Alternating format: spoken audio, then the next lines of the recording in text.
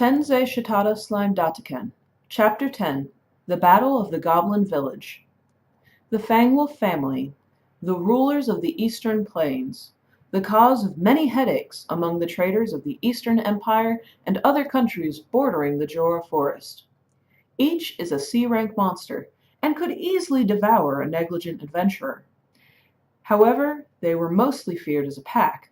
When gathered, they move as a single entity, capable of organized attack, and, as a pack, they were often evaluated as a rank B. The Eastern Plains are located adjacent to the Empire's wheat fields. As it is the Empire's primary food source, it boasts of an impenetrable defense. Thus, although the Fang wolves are rather cunning and possess excellent abilities, breaking through the defense would be exceedingly difficult. Furthermore, even if they did break through, they would only earn the Empire's wrath, and would probably be hunted to extinction. The pack leader understood that much. The many decades spent skirmishing with and learning from the ever-expanding Empire instilled that ominous premonition in them. As long as they preyed only upon small-time merchants, the Empire wouldn't get serious. However, if they even once decided to intrude upon the wheat fields, the Empire would bare its fangs. As a result, he had prevented many mishaps from beginning true incidences. Those were the thoughts that filled the pack leader's head. However, will this not stop his species' evolution? So his instincts screamed. Currently, the pack did not lack provision. If people were attacked and eaten, they were more of a snack. That's because humans aren't born with a lot of inherent magical energy. For the Fang wolves, a meal was nothing more than absorbing magical energy. Fight strong monsters or slaughter many humans and evolve into a calamity-class monster. But as things stand, neither method seemed very plausible. The Empire was simply far too strong. However, should they simply continue attacking merchants, their goal would be but a dream within a dream. They had heard of a paradise for powerful monsters, a forest set on blessed lands far to the south. However, to reach those lands, they would have to traverse the Guro forest, the inhabitants of which aren't anything special. The many times they had hunted those of them that had ventured into the plains proved this point. In that case, why had they not invaded the forest yet? Storm Dragon Veldora. The existence of that dragon is the reason. Even while he was sealed away, the ominous energy he emitted was enough to frighten them into submission. They were convinced that the forest's inhabitants received Veldora's protection, and that is why they can live inside that fiendish aura. Had they believed otherwise, they would surely go mad. Until now, they had lived with these shameful thoughts and held back their urge to invade. Yes, until now. The pack leader looks into the forest with his blood-red, sharp eyes. That despised evil dragon's presence had vanished. Now they could freely ravage through the forest and become its supreme rulers. Oh, the very thought whet his appetite. And so he howled the order to advance. Having become the guardian, I contemplated the next step. Personally, even with that title, I think their treatment of me is too grandiose. In any case, I gathered and studied the goblins' fighters. They were practically falling apart. Doesn't seem like I can depend on them during combat.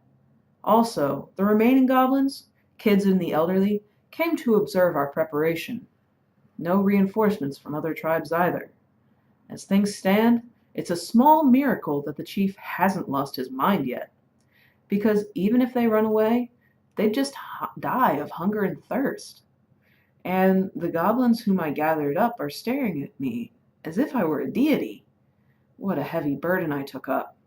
Feels especially so since I wanted to lead a carefree life away from responsibility. Do you all understand the situation? Not the kind of atmosphere to make a joke, and I don't have any words of encouragement, so I went straight to the point. Yes, this shall become the fight to decide whether we live or die. We have already said our prayers. The goblin leader was the first to reply. The rest nodded in approval. And while there were some trembling knees, that's only to be expected. The heart might be willing, but the flesh is weak. Something like that. Don't get so worked up. Relax. Even those eager may face defeat. Just focus on trying to do your best. Tried saying something cool. I at least felt better, so maybe it'll have some effect. In any case, should we begin? Failure will most likely result in the goblin's certain demise, but still, I chose to be going my way about this. Ahead, with arrogance, that's my choice. All right, put your spirit into it. That is the first order I gave them, and from then on, many more orders will follow. Those words announced that the moment has come, and the sun had set. The Fang Wolves' pack leader awoke. The night was a full moon, the perfect witness to their battle. He slowly awoke his flesh and gazed over his domain. The pack, seeing their leader like that, bated their breath. How tensely they wait, so thought the leader. Tonight they will crush the goblin village, and so take their first step into the Jura forest. Afterwards, hunt the nearby monsters as to prove themselves the forest leaders. And, someday soon, continue southward in search of greater power. We will have the power to accomplish this, they thought. Our claws rip through flesh of any beast, and our fangs pierce through any armor. Oh! The pack leader howled. The time to trample over their foes had come. However, there was one thing that bothered him. A few days ago, a brother he had sent on reconnaissance had brought back bewildering information. A small monster releasing a monstrous energy. That monster's demonic aura far surpassed that of the leader. There could be no such thing, so concluded the leader. He had not perceived such a threat, and all monsters he met were weak. There had been nothing to call resistance as of yet. Only that one time, 10 or so goblins had murdered a few of their brethren, but never again. Chances are the scout was probably far too excited to see rationally. Thinking that, the boss only looked ahead, and in front of him lay the village. It was just where the scouts reported. Using the wounded goblin, they had marked this village, so now they can hardly offer proper resistance. The leader was a cunning wolf. He wouldn't let his guard down. However, the village was not as expected. It's as if it belonged to humans. It was fenced. They had dismantled every house and erected a wall. And, in the middle of the entrance ahead, stood a single slime. How ingenious, so laughed the leader. They had left an opening to defend against our numbers, were his thoughts. After all, they were slow-witted, trash of a monster. That wall will quickly topple before our claw and fang. We shall show them our might. With these thoughts he ordered the attack, and as one, 10 fang wolves assaulted the walls. Truly, they were a single being. That was their true worth, their unity in combat. Movement made possible through telepathic communication, a form of communication many times faster than words. The first attack should have destroyed the walls. Surely, the leader imagined, the goblins will soon realize the futility of their plan and panic. Instead, it was the leader who let out a voice of surprise. The attack squad was repelled, and there was something rolling on the ground while splashing blood among them too? What had happened? Without a hint of panic, he sought answers. The slime had not moved. Did he do something? And then the closest of his subordinates. It's the one of that day, the one that possessed an aura stronger than a lord. So he reported. How foolish, he thought while looking at the slime. They would sometimes be born in the plains. You exaggerate if you call the monsters a pitiful existence. To surpass myself in demonic aura, impossible. But then, all right, stop right there. If you withdraw now, I will not pursue. Depart at once. And we have a little picture here of Rimuru facing down with the pack leader and the pack. I'm wondering where the threads are, but I guess they're very, very thin and you can't see them in the drawing. Or they just weren't included. Whichever. But no, I like that picture. It's a nice picture. Anyway, moving on. Is what the slime declared. The Fang Wolf's leader was a crafty and cunning monster. Having lived many years and experienced many things, he'd never neglect making a plan. He was cool-headed and possessed courage tested through many battles. His many experiences, and the information he collected, all rejected the presence of a stronger being than him among the goblins. But the leader had, at that one moment, made a fatal mistake, and a mistake that had decided their fate. Guro! Guro! Miserable existence, I'll pulverize you! He ordered the attack. Whoa, that was a surprise. Didn't think they'd attack so suddenly. I thought we'd start with a conversation. Now all my lines went to waste. All that practice, gone to waste.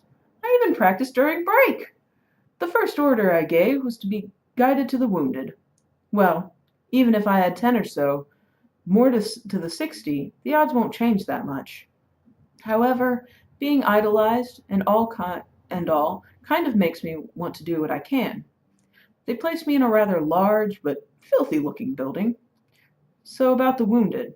They seem to have received some first aid, but will surely die as things stand. What deep wounds! Ripped open by claw and fang, their wounds had festered. Have to go all out here. And so I absorbed the closest one, and having dressed the wounds, spit him out.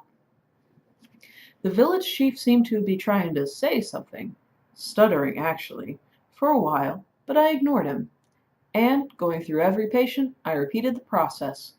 After many patients, I looked back at my handiwork.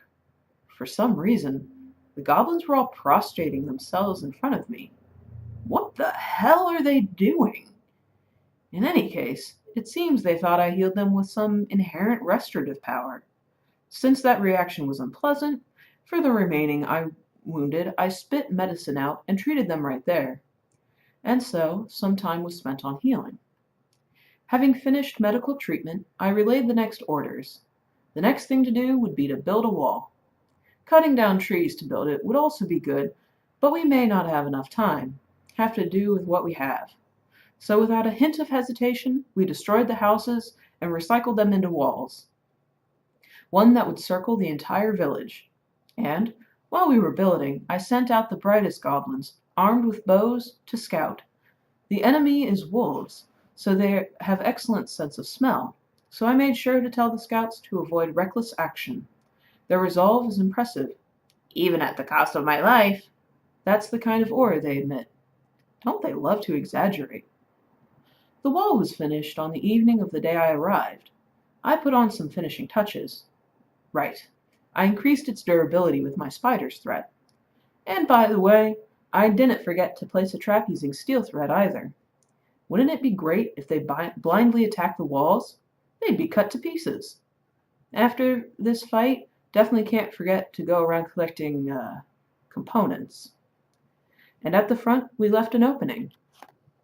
Here, I'll place some sticky thread, and that will be it for preparations.